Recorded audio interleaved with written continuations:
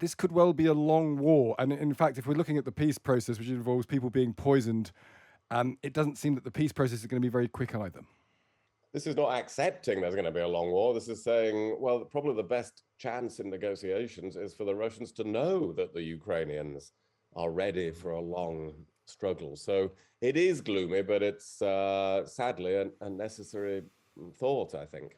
Kezia, is there a danger? We've been talking to Ukrainians for a month now. Is there a danger of compassion fatigue in this country? We spoke to a brilliant woman today who's in a village of 350 who's marshaled the ability to have 50 Ukrainian refugees in their village. And there's lots of stories about the responses of everyone around the world to Ukraine. But the news tends to stay in a fixed position and has done for a few days now. It's this grind, this attritional, brutal grind of war. Are you concerned that compassion starts to diminish and interest, to put it brutally, starts to diminish at some point? Well, I'm afraid, Stig, I think that's inevitable because the news cycle will roll on and we'll all start talking about something else sooner rather than later. Now, I don't want that to be the case, but I think William's right to recognise that if it's going to be a long war, then the financial support that the Ukraine receives from Western companies needs to be consistently high, and the political support for that will dwindle if we don't see the pictures that we currently are every day on the front of our newspapers of the most awful horrors and devastation. And without that financial resilience and support for Ukraine, their ability to defend themselves will weaken over time too. So I think the point here is we need to have that same strength of feeling towards supporting Ukraine on day one as we might do on day 100, or dare I say it, beyond that. We're going to move on and talk about the issue of rape in war. It's really grim, but as many people have been making the point this morning, we can't shy away from this. We can't close our eyes to it. It happens in war.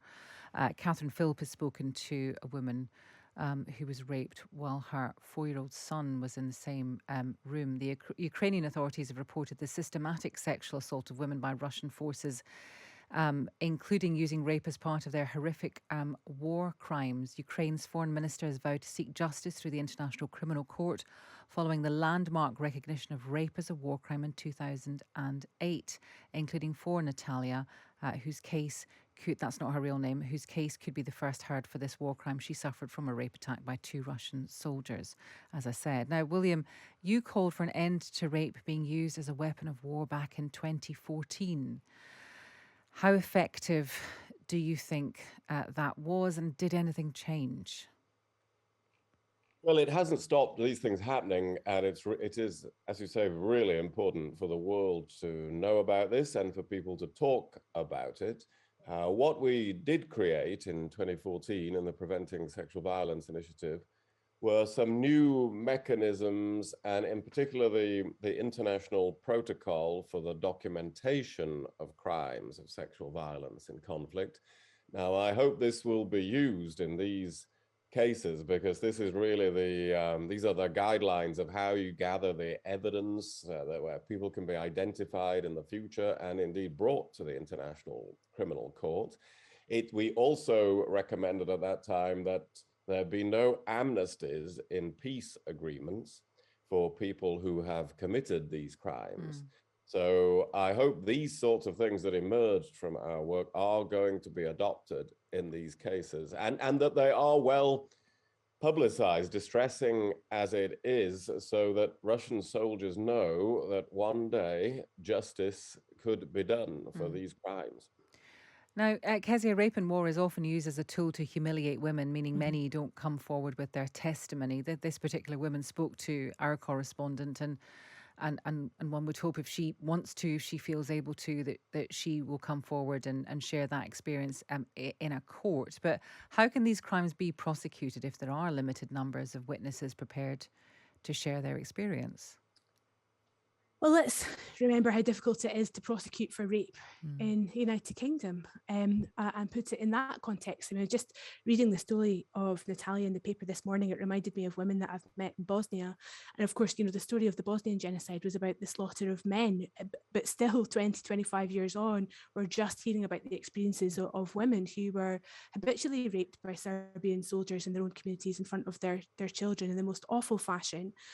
And the the kind of rationale behind that was twofold, really, as I could see it. One was it was a cheap act of sexual violence by drunken soldiers who were doing it just because they could, but also, as you describe, Aasmah, a humiliation, a strategic weapon designed to crush the spirit.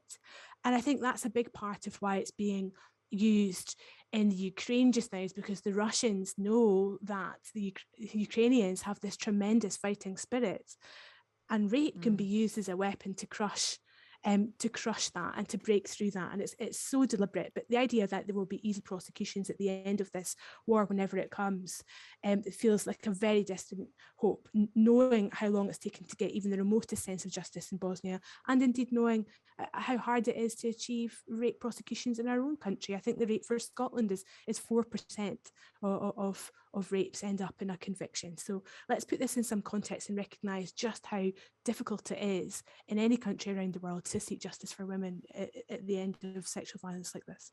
Yeah, we learned earlier, Nick makes the point on text that the Russia, like the US, is not a member of the International Criminal Court, but there is an argument that these things can be prosecuted at some stage in Ukraine itself, in the event of Ukraine, obviously, as we will probably expect, retains its territorial integrity. And let's talk about Joe Biden briefly. He said that he was not calling for regime change in Russia when he said President Putin can't remain in power. Biden has said he was expressing the moral outrage towards Putin. William Hague, if you're the President of the United States of America, can you say a phrase which is not really, you can't really criticize it, it's true, for God's sake, this man cannot remain in power? That's not a sentiment that anyone would disagree with, but is it responsible for the President of the United States to say it? Well, it's much best avoided. I'm sure it's true that he was expressing his moral outrage, but, you know, when you are the President of the United States and you're giving a very important speech at a time of war and international crisis, and you've got a text in front of you, it's probably better to stick to the text and say what was everything you agreed beforehand that you would say. Because as everybody knows, the trouble with statements like this is they can be used by propaganda on the other side to say, oh, this shows that everything in Ukraine was always a Western plot and the United States is trying to get rid of the Russian government, when of course that's up to Russians one way or another in the future. So definitely better to stick to the text, it would be my advice to Joe Biden. Is he too gaff prone? I do like the word gaff. I like to use it as often as possible. But I mean, this is not an isolated incident. And I always bang on about I think he's too old for the job. But I do wonder whether he's not quite in control of what he says. That seems to be this is not the first time this has happened. Well, he loves talking. You know, my recollections of him when he was vice president was that he could talk for he loves talking and expanding on things and going slightly off the point and telling you a story and so on. And of course, nothing wrong. We know lots of people like that, don't we? But you have a lot of them on this program, indeed. Got one on now. Yeah, absolutely. I can go on for hours.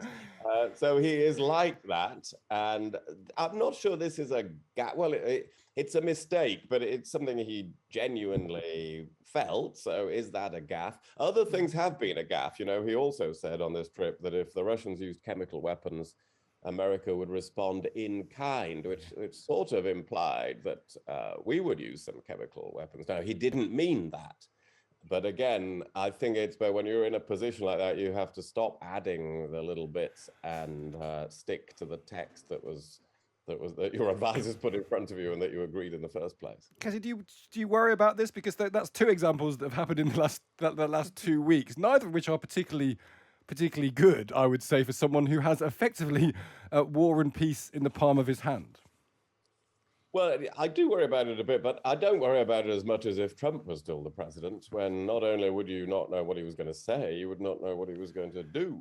Yeah. So it's not as bad as that. I think Biden is pursuing the correct policies towards Ukraine. So let's have it in that overall context. But yes, we've all worried. There have been a lot of American presidents, haven't there, over the years, where we've had to worry about what they would say. And this is another one to some extent. Kezia, do you worry about that? I'm kind of with William. I think this is the type of kind of language that we see from presidents over, and there's a little bit of responsibility in how it's reported that matters here too. Here's President Biden giving a very serious, crafted, set speech about, a very important foreign policy issue, And then he goes to comment with the journalists afterwards and has a throwaway line saying bad people shouldn't do bad things. And suddenly that's the thing that carries the story. So I think a lot of it's lost in how it was reported. Like William says, not ideal, would rather he hadn't said it, but there's a danger that we can overblow the importance of what he said by reporting that rather than the carefully crafted speech that came before it. Right, we're going to move on and just talk about e-bikes to end. E-bikes, many of them in London, you can't move actually for e-bikes, knocking them over, ones that are just parked randomly in the middle of the street. Anyway, e-bikes have hit London hard. They are in every part of the city and more appear to be coming. Apparently around a quarter of all bikes sold last week were electric. William Hague, I can't imagine you on an e-bike, but I could be wrong. Do you think that they are a good thing? Have they revolutionised Britain's roads, or are they something of a nuisance? Well, they're both. Oh, I think they're a good thing. But yeah, definitely. And they will help people to get around quickly in a more environmentally friendly way. So that's got to be a good thing. But they're also a nuisance. Yes, particularly if you're doing what I prefer to do in London, which is walk. You can't beat just putting one foot in front of the other, and moving along with no danger of falling off. You don't need to recharge yourself. Oh, I don't know. I do. But you get there almost as quickly as any other way in central London. So I am going to stick to walking, and Hugo Rifkin can charge around on his bike. But I'm sticking to my feet.